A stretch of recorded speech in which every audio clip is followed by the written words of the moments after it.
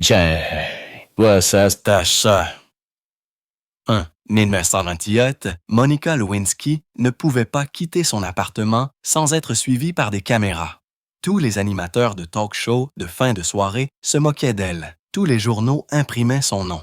On lui a offert fortune après fortune pour raconter son histoire. Une seule interview lui a rapporté 1 million de dollars. Son contrat de livre valait un demi-million. Mais quelque chose d'étrange s'est produit. L'argent a disparu presque aussi vite qu'il est arrivé. Aujourd'hui, son compte d'état bancaire affiche un chiffre qui ne correspond pas à sa notoriété. Et la raison de cela change tout ce que vous pensiez savoir. Le 23 juillet 1973, Monica Lewinsky est née à San Francisco. Son père, Bernard Lewinsky, était un riche cancérologue. Sa famille avait fui les nazis dans les années 1920, se réfugiant d'abord au Salvador, puis aux États-Unis lorsque Bernard n'avait que 14 ans. Du côté de sa mère, les choses étaient tout aussi inhabituelles. Le grand-père de Monica était un juif lituanien. Sa grand-mère est née Chine, dans la ville de Tianan, contrôlée par les Britanniques, de parents juifs russes. Ses racines étaient empreintes de survie et de réinvention, et Monica allait porter cette énergie de l'avant. Sa mère, Marcia Lewis, n'était pas qu'une femme au foyer. Elle a également couru après la célébrité, écrivant un livre 1996 sur les 3 ténors. Il était clair dès le début qu'il s'agissait d'une famille liée à la célébrité, à l'ambition et au scandale. Elle a grandi à Beverly Hills dans un manoir de style espagnol d'une valeur de 1,6 million de dollars dans les années 1980. La clinique de son père rapportait 37 000 dollars par mois. Cela représente plus de 400 000 dollars par an. Il dépensait beaucoup d'argent, 20 000 dollars par an vacances, conduisait des Cadillacs et des Mercedes et allait à la symphonie. Les propres dépenses de Monica étaient scandaleuses pour une équipe. 720 dollars par mois pour des cours de tennis, 300 dollars pour une babysitter, 100 dollars rien que pour ses cheveux. Elle est allée dans des écoles d'élite, d'abord Sinai à Kiba, puis John Thomas D. à Bayer. Ses camarades de classe étaient de ses enfants de producteurs hollywoodiens. Les enfants recevaient des voitures de luxe pour leur 16e anniversaire. C'était un monde de rêve, mais derrière les portes, les choses se brisaient. Chunk 2. Tout s'est effondré quand Monica avait 14 ans. Le mariage de ses parents a éclaté. 1987. Le divorce a été vicieux. Marcia a accusé son mari de la tromper et même d'acheter des cadeaux pour sa maîtresse chez Tiffany et Louis Vuitton. Il y a eu des éclats de violence. Monica a entendu son père crier des choses comme « Tu es un crétin ». Il a interdit aux enfants de parler pendant le dîner. Les factures de thérapie à elle seule s'élevaient à 800 dollars par mois. Monica avait ses propres séances qui coûtaient entre 700 et 60 dollars. Des années plus tard, prise sur bande, elle a admis « J'ai été élevée avec des mensonges. J'ai menti toute ma vie. » Ce n'était pas seulement un foyer brisé, c'était le chaos émotionnel, et cela a planté une graine dangereuse. Monica a appris très tôt comment le pouvoir, la douleur et la malhonnêteté peuvent s'entremêler. À l'école, Monica a essayé de s'évader dans le théâtre.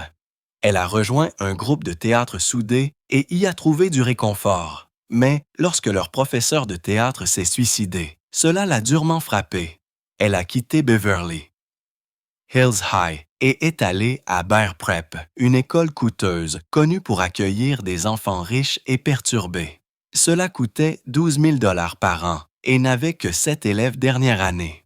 Monica était seule l'une d'entre eux. Elle s'est plongée dans la chorale, l'art et le théâtre et a fini par devenir majeure de promotion. Son annuaire laissait entrevoir ses ambitions. Elle a cité Ezra Pound et le Dr Seuss. Ses camarades de classe pensaient qu'elle serait célèbre un jour. Ils avaient raison, mais personne n'avait prédit ce qui allait suivre. Quand Monica avait 19 ans, elle a entamé une liaison de 5 ans avec son ancien professeur de théâtre du lycée. Il s'appelait Andy Blur. Il avait 40 ans, était marié et avait des enfants. Monica l'a suivi jusqu'à Portland, dans l'Oregon, quand elle a commencé ses études à Lewis and Clark. Incroyablement, Blur y a aussi déménagé toute sa famille. Monica a même fait du babysitting pour eux, tout couchant avec lui. Chunk, 3. Elle était amie avec sa femme. La situation était tordue. L'avocat de Blur a déclaré plus tard que Monica était obsédée par le sexe et avait l'habitude d'exagérer les choses pour améliorer sa propre image. Avant de partir pour Washington, D.C., elle a dit au Blur « Je vais à la Maison-Blanche pour aller chercher mes genouillères présidentielles. » Elle appelait Blur jusqu'à 5 fois par jour. Même s'impliquant avec le président Clinton, elle n'arrêtait pas de tout raconter à Andy, se plaignant que Clinton ne voulait que du sexe oral. Le schéma était clair. Monica recherchait le pouvoir, le danger et la validation auprès d'hommes plus âgés qui étaient déjà pris. À Lewis and Clark, Monica a étudié la psychologie. C'était logique. Elle s'était fascinée par les gens, les émotions et le contrôle. Elle rêvait même de travailler pour le FBI. Ironiquement, elle a dit plus tard « J'ai travaillé avec le FBI tant que cible fédérale ». Elle avait une personnalité forte et amicale. Un professeur a dit qu'elle était le genre de personne qui commencerait à vous parler de nulle part. Mais des amis ont remarqué quelque chose de plus sombre. Elle ne pouvait pas garder de secret. Elle potinait. Elle parlait ouvertement de sa liaison avec Blur. Le stress l'a poussée à suivre une thérapie. Elle essayait de se comprendre tout continuant à sombrer. Elle a obtenu son diplôme 1995 à l'âge de 22 ans avec un diplôme psychologie. Malgré tout, elle a figuré sur la liste du doyen. Au cours de sa dernière année, elle a cumulé 3 emplois. Elle vendait des cravates dans un kiosque du centre-ville. Elle a fait un stage dans un centre de santé mentale, même si elle n'y a pas bien réussi, et elle a fait un stage dans un groupe d'aide juridique où elle a compilé des données pour aider les gens à éviter la prison. Son cœur semblait être au bon endroit. Elle voulait aider les autres. Elle ne savait tout simplement pas comment s'aider elle-même. Puis vint le coup du destin. 1 mois après avoir obtenu son diplôme, Monica a décroché un stage non rémunéré à la Maison-Blanche. Elle a obtenu le poste grâce à un ami puissant de sa mère, un donateur démocrate. Chunk, 4. Le stage se déroulait dans le bureau de Leon Panetta, le chef de cabinet de Clinton. Elle n'avait aucune expérience politique, aucune qualification particulière, juste un diplôme et les bonnes relations. Novembre 1995. La plupart des employés de la Maison-Blanche ont été renvoyés chez eux lorsque le gouvernement fédéral a fermé pendant 1 semaine, mais les stagiaires non rémunérés, comme Monica Lewinsky, ont été invités à rester. Elle venait de commencer à y travailler un peu plus d'1 mois auparavant, mais elle était maintenant l'une des rares personnes restantes dans l'aile ouest. C'est à ce moment-là que le président a commencé à se montrer plus souvent. Avec la plupart du personnel absent, Bill Clinton entrait régulièrement dans le bureau du chef de cabinet et c'est là qu'il a commencé à la remarquer. Elle n'avait que 22 ans. Il avait 49. Au cours des jours suivants, elle a attiré son attention à plusieurs reprises. Un moment s'est démarqué. Lors d'une petite fête d'anniversaire, Lewinsky a remarqué que les bretelles de son sous-vêtement étaient visibles au-dessus de son pantalon. Elle l'a vu regarder et elle a choisi de ne pas les ajuster. Plus tard, Clinton l'a appelée dans un bureau. Son cœur, dit-elle, battait la chamade. Les gens l'ont remarqué. Un conseiller a même plaisanté, disant qu'elle avait plus de temps avec le président que la plupart des hauts fonctionnaires. D'autres étaient troublés. L'attention n'était pas subtile, et bientôt, le personnel a commencé à chercher discrètement des moyens de la faire sortir du bâtiment. Mais il était trop tard. Le 15 novembre 1995, quelques jours seulement après cette fête d'anniversaire, Lewinsky est entrée à la Maison-Blanche vers 13h30. Elle est sortie brièvement, est revenue à 17h07 et n'est repartie qu'à 0h08. Le président était là aussi. Son emploi du temps correspondait presque exactement. Cette nuit-là, leur relation a commencé. Il était assez âgé pour être son père, l'homme le plus puissant du monde. Elle était une stagiaire junior. Et ce qui s'est passé entre eux cette nuit-là allait changer leur de vie et la politique américaine à jamais. Au cours des 18 mois suivants, il y aurait 9 rencontres sexuelles documentées. La plupart ont eu lieu dans ou près du bureau ovale, même dans le bureau de George Stephanopoulos. Une fois, il a déboutonné sa robe du cou jusqu'aux chevilles. Chunk, 5. Une autre fois, il a récité ses numéros de téléphone de mémoire. Ils ont partagé plus que des rencontres physiques. Il y a eu des cadeaux, beaucoup de cadeaux. Elle lui a offert des cravates de marque, des livres, un jeu Sherlock Holmes et même des articles sur le thème des grenouilles. Il lui a offert des cigares, des recueils de poésie et des peluches de Martha's Vineyard. Un cadeau était particulièrement personnel, une photo encadrée de lui portant une cravate qu'elle lui avait offerte. Il l'appelait tard, le soir, laissait des messages sur son répondeur, disait qu'il s'ennuyait d'elle, disait qu'il aurait aimé qu'elle soit à la maison quand il appelait. Il y a eu au moins 3 de ces appels enregistrés. Sur l'un d'eux, Lewinsky était avec son amie Linda Tripp, qui a réalisé plus tard que c'était le président à l'autre bout du fil. Lewinsky s'est attachée émotionnellement. Elle croyait qu'elle était spéciale, choisie, puis vint la robe bleue. Le 28 février 1937, lors d'une de leurs dernières rencontres, Clinton a éjaculé sur sa robe bleu marine pendant une fellation. Elle ne l'a pas remarqué. Elle a porté la robe sas au dîner le soir même. Des mois plus tard, elle a pensé à la porter à nouveau pour Thanksgiving. C'est alors qu'elle a découvert la tache. Linda Tripp l'a exhortée à ne pas la faire nettoyer. Elle a appelé cela une police d'assurance. Et elle lui a dit que la robe la faisait paraître vraiment grosse, juste pour l'empêcher de la porter à nouveau.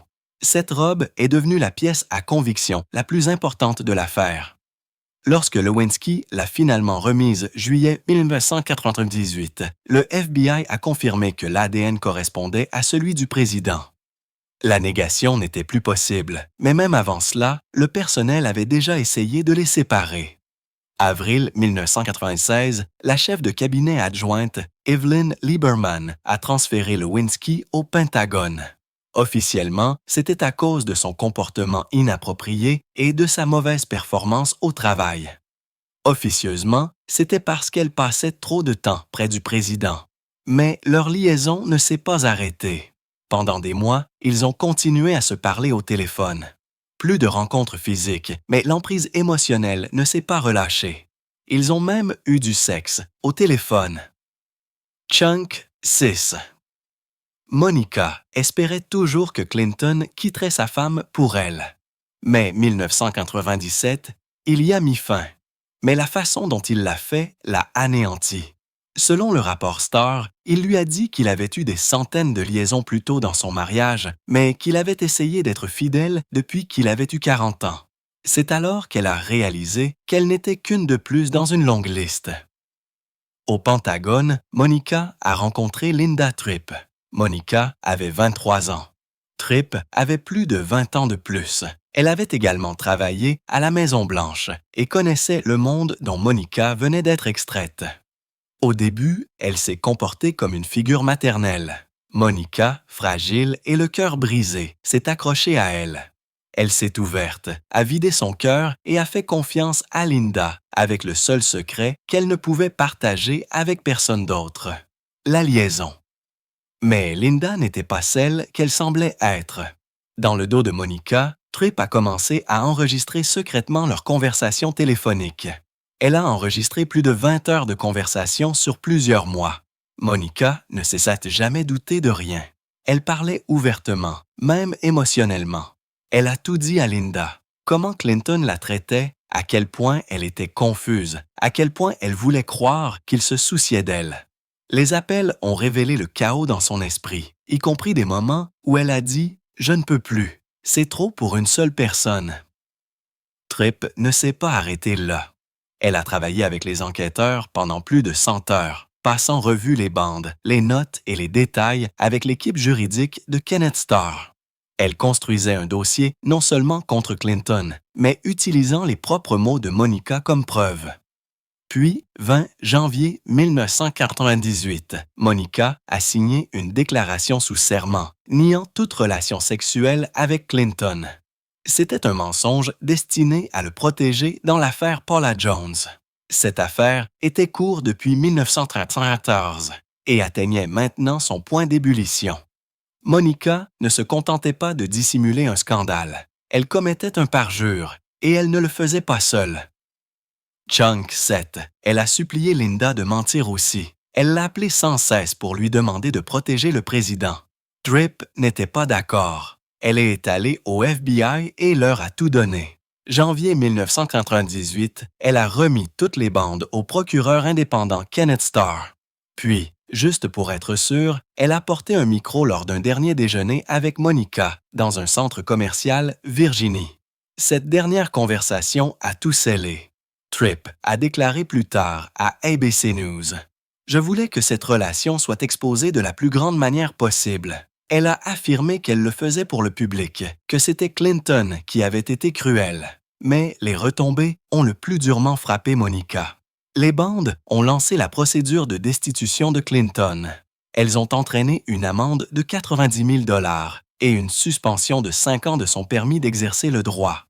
Elles ont traîné la vie privée de Monica dans tous les journaux, talk-shows et blagues de fin de soirée Amérique. Le 26 janvier 1998, le président Bill Clinton se tenait à un podium de la Maison-Blanche à côté de sa femme, Hillary.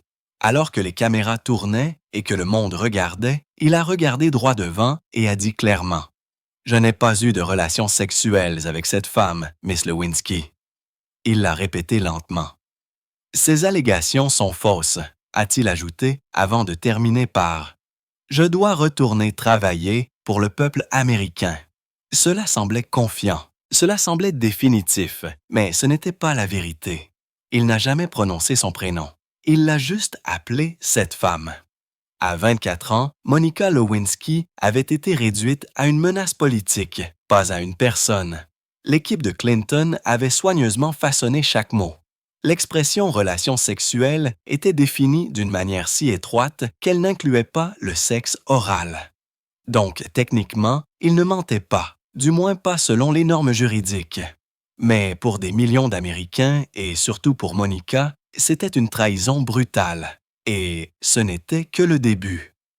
Le scandale a éclaté 9 jours plus tôt, le 17 janvier 1998, lorsque le Drudge Report a divulgué l'histoire. Presque du jour au lendemain, Monica est devenue l'une des femmes les plus discutées Amérique, mais pas dans le bon sens du terme. Les caméras bordaient les rues devant son immeuble. Les journalistes la suivaient partout. Elle était piégée à l'intérieur de l'appartement de sa mère, autorisée à sortir uniquement pour des visites chez le médecin et de courtes promenades surveillées. Chunk 8. Ses vêtements ont été disséqués. Ses mouvements ont été suivis. Son nom a été moqué chaque soir par des humoristes. Elle a dit plus tard: « J'étais sans doute la personne la plus humiliée au monde. » Ce n'était pas une exagération. Tout cela s'est passé au début de l'Internet. Les médias sociaux n'existaient pas encore, mais le monde ligne était déjà cruel.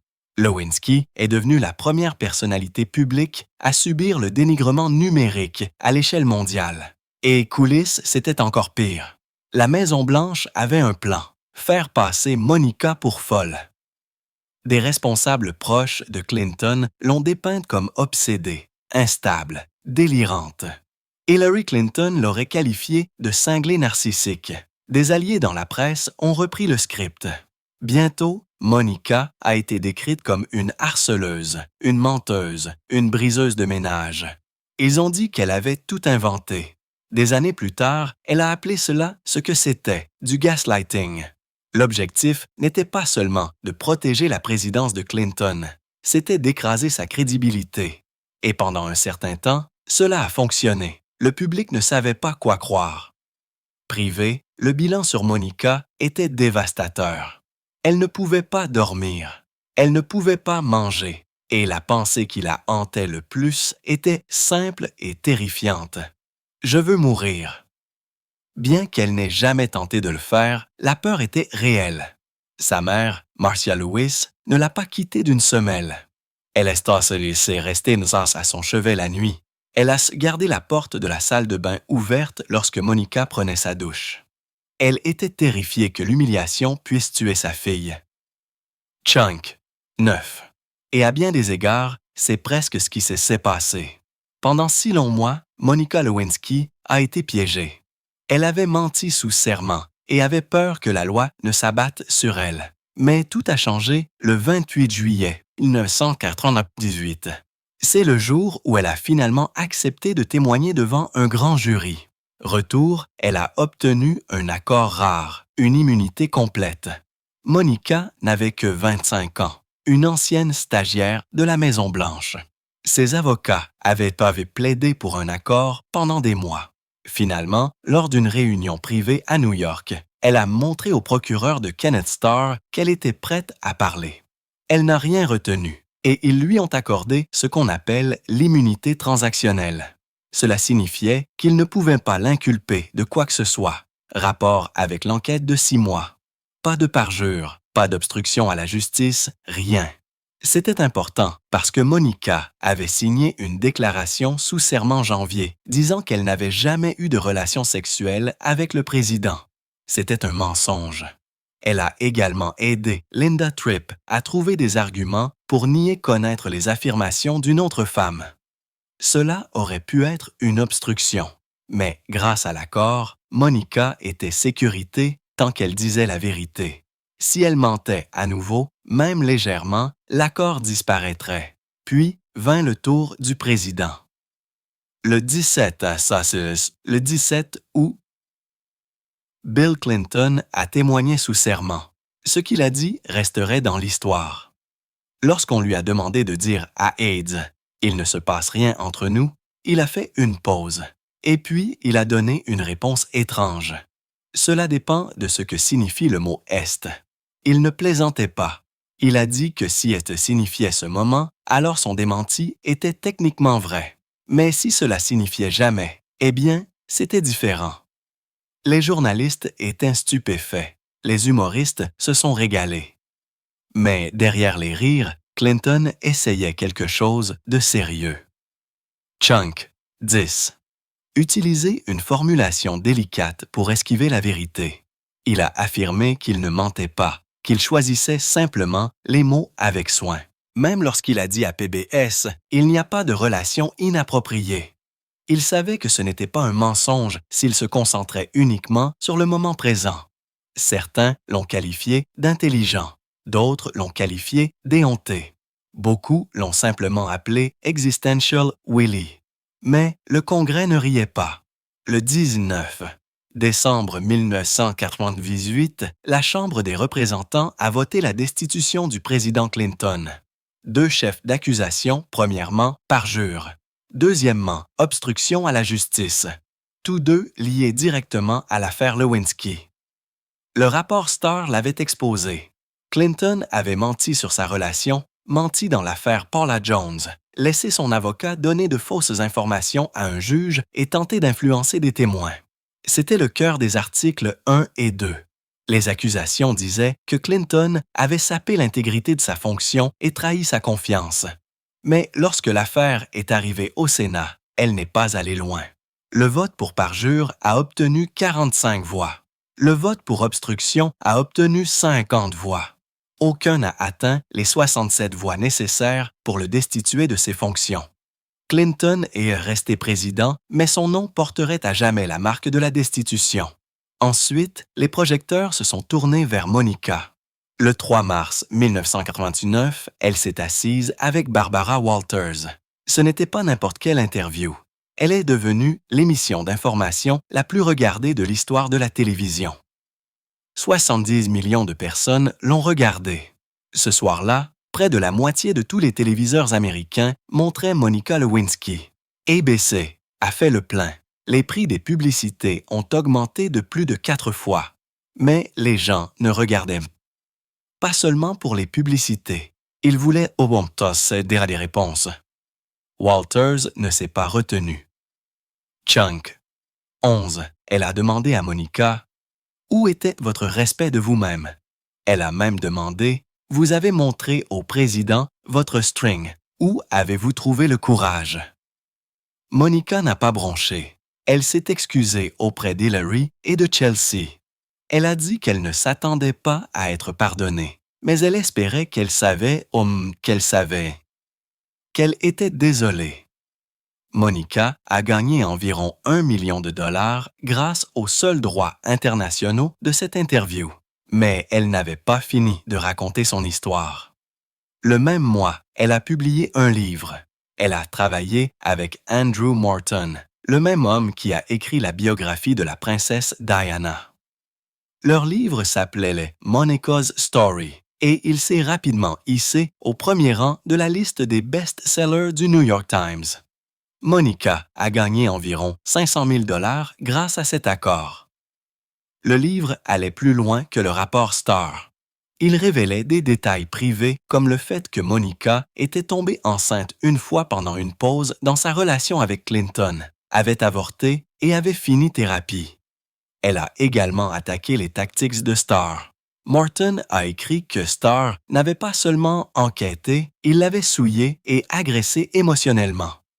Monica était d'accord. Elle a également soutenu l'affirmation d'Hillary Clinton concernant une vaste conspiration de droite.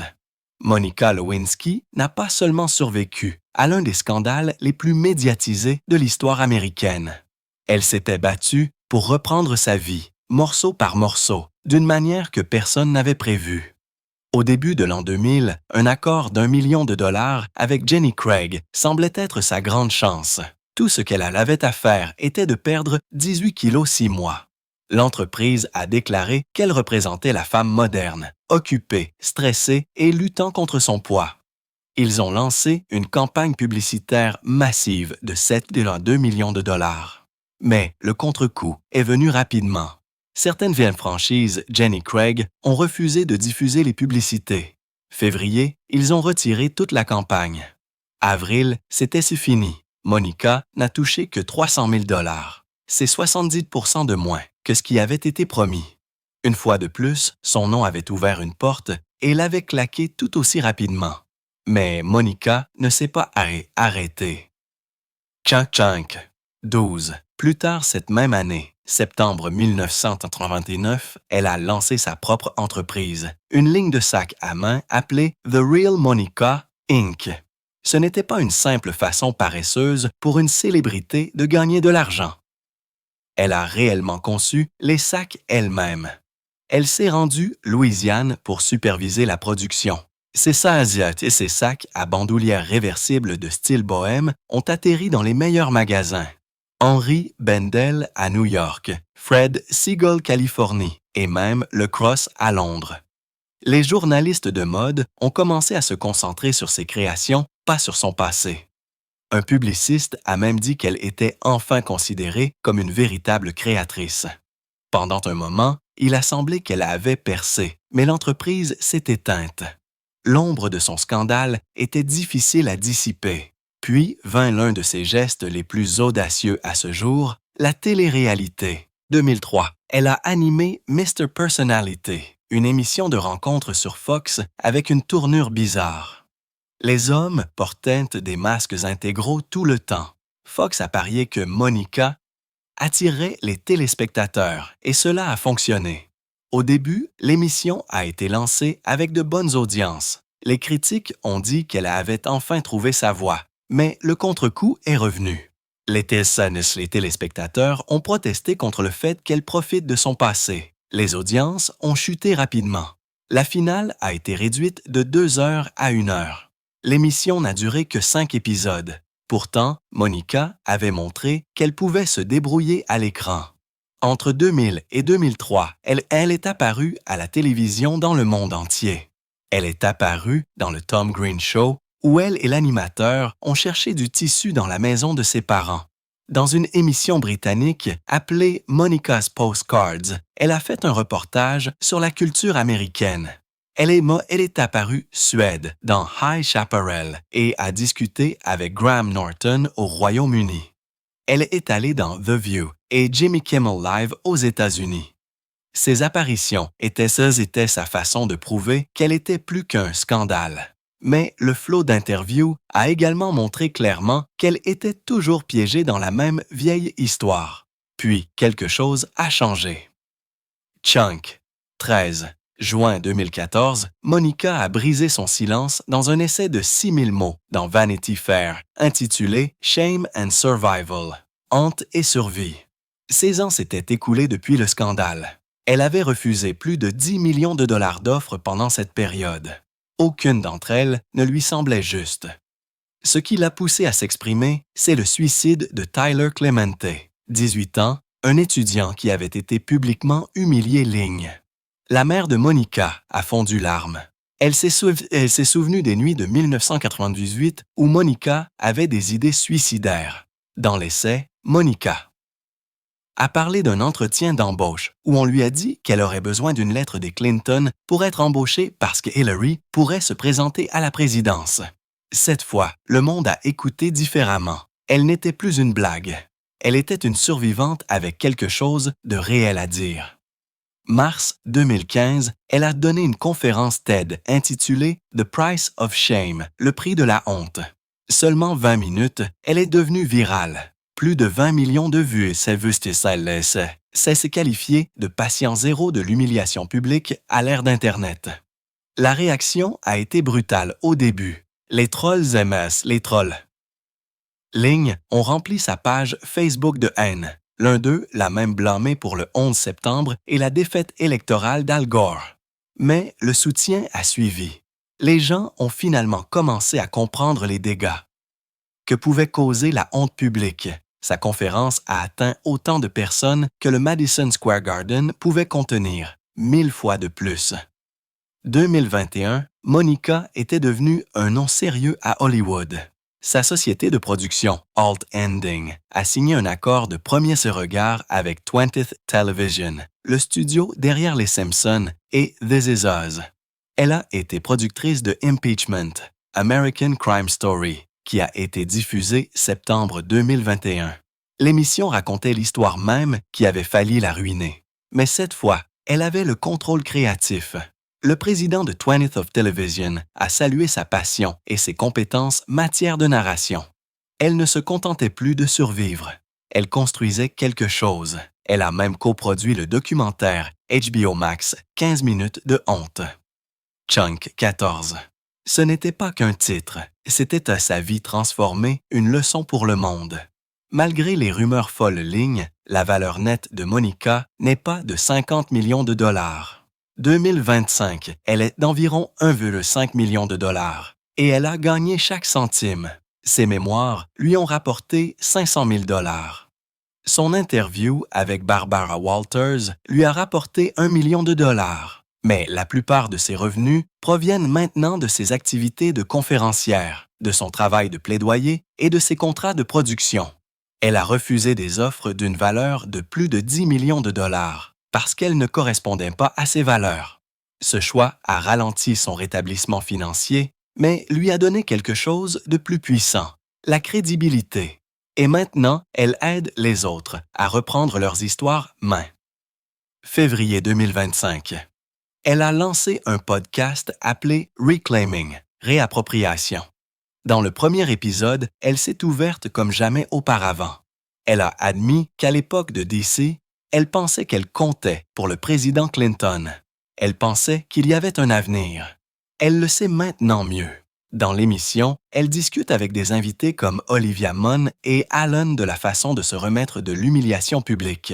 Le podcast n'est pas qu'un contenu. C'est une bouée de sauvetage pour les personnes dont les histoires ont été détournées. Dans le Late Show avec Stephen Colbert, elle a dit que son invité de rêve était Taylor Swift, quelqu'un qui comprend ce que c'est que d'être traîné dans la boue publique. Monica a résumé le tout une phrase. « J'ai fini par réaliser que je ne pouvais pas fuir ce qui m'était arrivé. Je devais l'intégrer. C'est ce qui fait de son histoire plus qu'un retour. C'est une réécriture complète, non pas de ce qui s'est passé, mais de ce qu'elle a fait.